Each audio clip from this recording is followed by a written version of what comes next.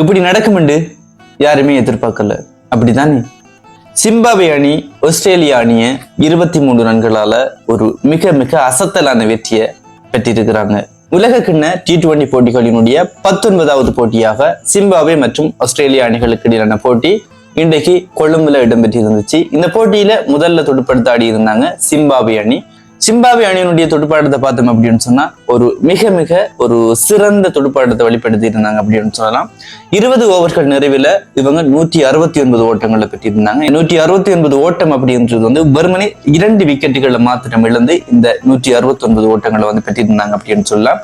இதுல பார்த்தோம் அப்படின்னு சொன்னா சிம்பாப்வே அணியினுடைய ஆரம்பம் மிக மிக சிறப்பான ஒரு துடுப்பாட்டமாக இருந்தது அப்படின்னு சொல்லலாம். பேனட் 64 ஓட்டங்களையும் மருமானி 35 ஓட்டங்களையும் பெற்றுக் கொடுத்திருந்தார். அதே போல அதனை தொடர்ந்து வந்த ரியான் பேர்ட் மற்றும் சிகாண்டர் ராசா ஆகிய இருவரும் மிக ஒரு சிறந்த ஒரு துடுப்பாட்டத்தை வெளிப்படுத்த அணியினுடைய ஓட்ட எண்ணிக்கையானது 20 ஓவர்கள் நிறைவில் 169 காணப்பட்டது. அதனை தொடர்ந்து 170 அப்படின்னு சொல்ற இந்த வெற்றி இலக்கோடு களத்துக்கு வந்திருந்தாங்க ஆஸ்திரேலியா வீரர்கள். 170 அப்படின்ற இந்த வெற்றி இலக்கு ஆஸ்திரேலியா அணியை பொறுத்த வரைக்கும் ஒரு சிம்பிளான வெற்றி இலக்கு அப்படின்னு சொல்லலாம். அதாவது 15-16 ஓவர்களிலே இந்த 170 அப்படின்ற இந்த வெற்றி இலக்குவா பெற்றிடுவாங்க அப்படின்னு தான் நாம் எல்லாரும் எதிர்பார்த்தோம். ஆனா அங்க நடந்தது வேற. அதாவது ஆஸ்திரேலியா அணியினுடைய வீரர்கள் எல்லாமே ஒரு மிக மிக குறைஞ்ச ஓட்டங்களோடு ஆட்டம் இழந்தாங்க அப்படின்னு சொல்லலாம்.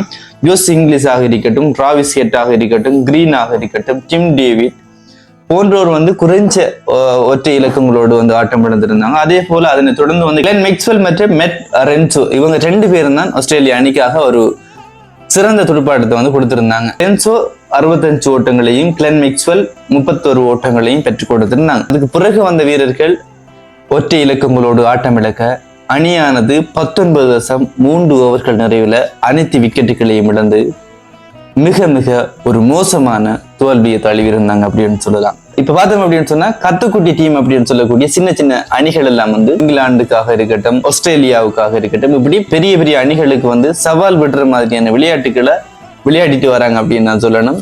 இதுக்கு முதல் நடந்த நேபாளம் இங்கிலாந்து மேட்சை பார்த்தோம் அப்படின்னு சொன்னா வெறுமனே 4 ரன்களால வந்து இங்கிலாந்து அணி வெற்றி பெற்றிருப்பாங்க. அதே போல இந்த போட்டியில வந்து சிம்பாப்வே அணி ஆஸ்திரேலியா அணியை ஒரு 23 ரன்களால ஒரு மிக அசத்தலான வெற்றியை பெற்றிருக்கிறாங்க அப்படின்னு சொல்லலாம். சிம்பாப்வே அணியினுடைய போலிங்கை பார்த்தோம் அப்படின்னு சொன்னா முஷாரப் அணி 4 ஓவர்கள் பந்து வீசி 17 ரன்களுக்கு 4 விக்கெட்டுகளை கைப்பற்றி இருந்தாரு. மிக மிக ஒரு சிறப்பான பந்து வீச்சு பிரதியை வந்து இன்றைய நாளில் வந்து அவர் காட்டியிருந்தார் அப்படின்னு சொல்லலாம். அதே போல பிரெட் இவன்ஸும் 23 ரன்களுக்கு 3 விக்கெட்டுகளை வந்து கைப்பற்றி இருந்தார்.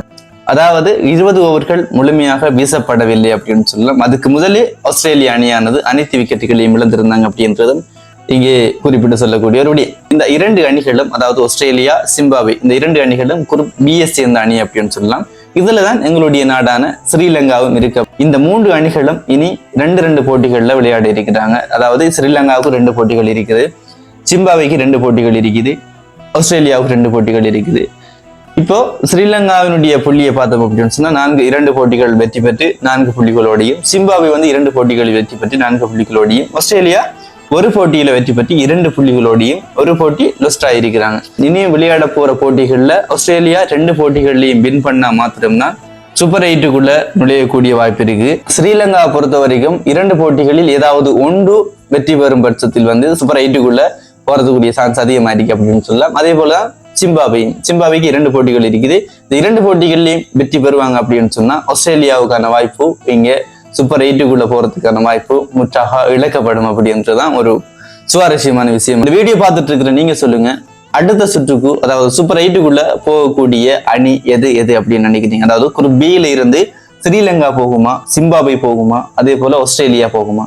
இப்ப இந்த 3 அணிகளுக்கும் 2 போட்டிகள் இருக்கு. இந்த 2 போட்டிகள்லையும் வின் பண்ணக்கூடிய அணி சூப்பர் 8க்குள்ள போறதுக்கான சான்ஸ் அதிகமா இருக்குது. இப்ப 4 புள்ளிகளோட சிம்பாப்வேயும் ஸ்ரீலங்காவும் 1வது 2வது இடத்துல இருக்கிறாங்க. இப்ப 2 புள்ளியோட 3வது இடத்துல ஆஸ்திரேலியா இருக்கு. இப்ப இருக்கக்கூடிய 2 போட்டிகள்ல ஒரு போட்டிகள்ல வின் பண்ணா ஸ்ரீலங்கா அடுத்த சுற்றுக்கு போறதுக்கான சான்ஸ் அதிகமா இருக்குது. ஆஸ்திரேலியா 2 போட்டிகள்ல வின் பண்ணாலும், சிம்பாப்வே ஒரு போட்டியில வின் பண்ணாலும் ஆஸ்திரேலியாவுக்கும் சிம்பாப்வேக்குமான புள்ளிகள் 6 அப்படின்ற மாதிரி இருக்கு.